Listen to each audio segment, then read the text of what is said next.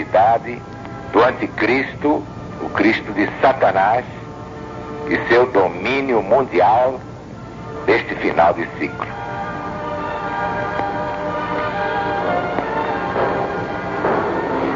Livro do profeta Daniel, capítulo 7º, exatamente como se encontra no livro do presidente da LBV, Mensagem de Jesus para os Sobreviventes. Capítulo 7º de Daniel. Depois disto, eu continuava olhando nas minhas visões da noite, e eis aqui o quarto animal terrível, espantoso e sobremodo forte, o qual tinha grande dente de ferro, e ele devorava e fazia em pedaços, e pisava aos pés o que sobejava. Era diferente de todos os animais que apareceram antes dele, e tinha 10 chifres. Estando eu a observar os chifres, eis que entre eles subiu outro pequeno, diante do qual 3 dos primeiros chifres foram arrancados. E eis que neste chifre havia olhos como os de homem, e uma boca que falava com insolência. Então tive desejo de conhecer a verdade a respeito do quarto animal, que era diferente de todos os outros, muito terrível, cujos dentes eram de ferro e cujas unhas eram de bronze, que devorava, fazia em pedaços e pisava aos pés o que sobejava. E também dos 10 chifres que tinha na cabeça, e do outro chifre que subiu, e diante do qual caíram 3, daquele chifre que tinha olhos e uma boca que falava com insolência, e parecia mais forte que os seus companheiros. Eu olhava, e eis que este chifre fazia guerra contra os santos e prevalecia contra eles.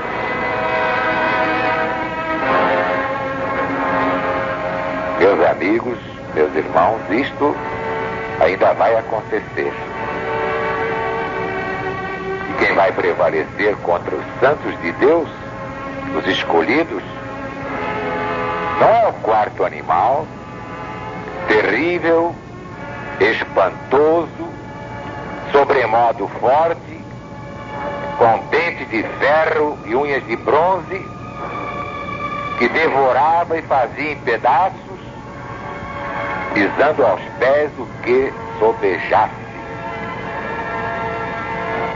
Quem vai fazer guerra contra os santos de Deus, contra as ovelhas do rebanho único, e prevalecer contra eles, claro que transitoriamente, é o pequeno chifre que arrancou 3 dos primeiros chifres do quarto animal, espantoso e terrível, sobremodo forte, com dente de ferro e unhas de bronze. Os legionários já estão devidamente avisados. João, o vidente de Patmos, realmente já nos avisou em sua primeira epístola da vinda de muitos anticristos. Mas é claro que salientou o pior de todos, o anticristo do fim, que é exatamente o Cristo do diabo. Já expliquei aqui que assim como há a Trindade do bem, Deus, Jesus, Espírito Santo, Paráclito. Também há a Trindade do mal, Satanás, Anticristo, falso profeta. Este é o falso Cristo de Satanás. E este, quem o define muito bem, é o apóstolo Paulo, na segunda epístola aos Tessalonicenses, capítulo 2, versículos 1 a 4. Irmãos, no que diz respeito à volta de nosso Senhor Jesus Cristo e a nossa reunião com Ele, nós vos exortamos a que não vos demovais de vossa mente, supondo tenha chegado o dia do Senhor. Ninguém, de nenhum modo, vos engane. Isso não acontecerá sem que venha primeiro a apostasia e seja revelado o homem da iniquidade, o filho da perdição, o qual se opõe e se levanta contra tudo que se chama Deus, a ponto de sentar no santuário de Deus, ostentando-se como se fosse o próprio Deus. Ninguém diria melhor. Isto prova que na parte profética das suas epístolas ou cartas, o apóstolo Paulo foi inspirado exatamente por Deus. Seus erros, que apontei em outra obra, representam a parte humana da Bíblia, e Deus não tem nada com isso. O próprio apóstolo dos gentios deixou duas advertências que liquidam este assunto. Primeira, na primeira epístola aos Coríntios, capítulo 14, versículos 21 e 22. Na lei está escrito: por outras línguas e por outros lábios falarei a este povo, mas nem ainda assim eles me ouvirão, diz o Senhor Deus.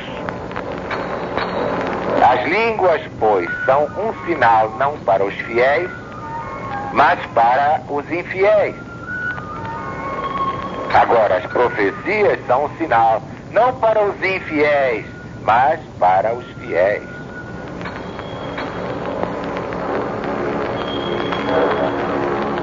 Profundíssimo, só podia ser de Deus. Vejam bem. As profecias são um sinal não para os infiéis, mas para os fiéis. Segunda advertência de Paulo apóstolo. Segunda a Timóteo, capítulo 3, versículos 16 e 17. Toda escritura divinamente inspirada é útil para ensinar, para repreender, para corrigir, para formar na justiça, a fim de que o homem de Deus seja perfeito, apto para toda obra boa. Ouviram com atenção? Toda, isto é, qualquer escritura, porque não está escrito aqui toda a escritura, toda a Bíblia. Aí seria irremediável, seria a Bíblia toda. Mas não.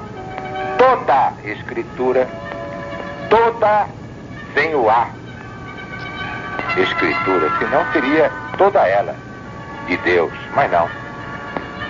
Toda escritura, qualquer escritura divinamente inspirada é útil para ensinar, para repreender, para corrigir, para formar na justiça, a fim de que o homem de Deus seja perfeito e apto para toda obra boa.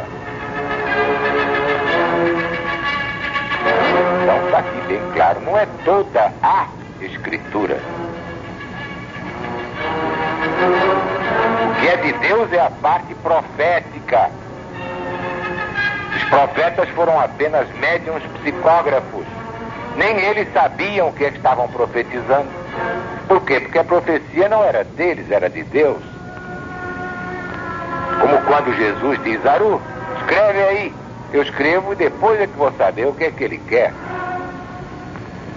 Não, nós somos meros e ordinários instrumentos, nada mais que isso. Aí está o valor da pregação da LBV, que faz este discernimento fundamental.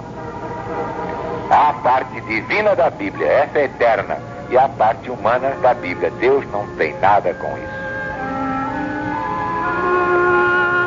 A parte profética, a divina, é infalível, porque vem de Deus. Agora a parte humana está cheia de fantasias, porcarias, como todas as coisas que saem da cabeça do homem.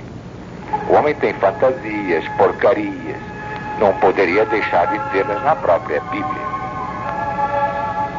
Mas Santo Agostinho, referindo-se à Bíblia, afirmou que é uma espécie de impiedade não ler aquilo que por nós e para nós escreveu a mão do próprio Deus. Coitado de Santo Agostinho, enganou-se redondamente. Deus não escreveu a parte humana da Bíblia, escreveu a parte divina, mas não a parte humana, que do contrário nem eu acreditaria em Deus.